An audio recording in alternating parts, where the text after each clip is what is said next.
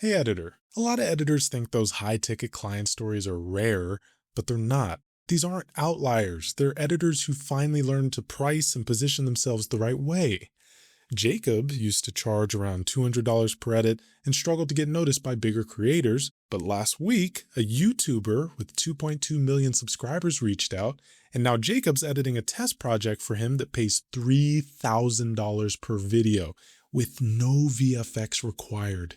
Amog used to edit full videos for $90 each. Now he earns more than that just for a rough cut, and he's booked out for the month. And of course, Ashley stopped chasing random clients and started choosing who she works with.